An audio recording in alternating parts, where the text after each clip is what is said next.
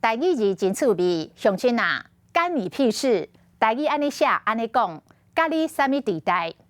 我已经甲你册呀，我要食啥、穿啥、创啥，甲你啥物地带？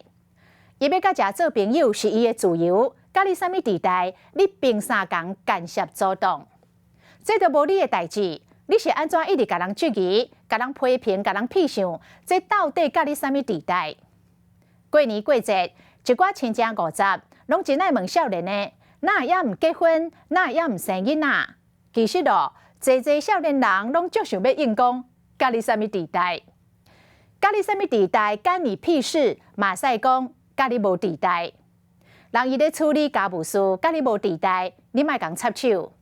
你毋免一天到暗叫伊减肥，这甲你无地带。人因翁就是爱伊肉胖胖。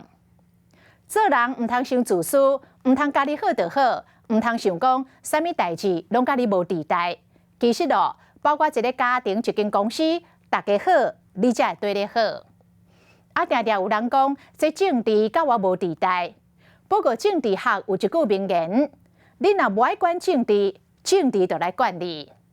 今仔日的台语字，甲你啥物地带？甲你无地带，实在真趣味。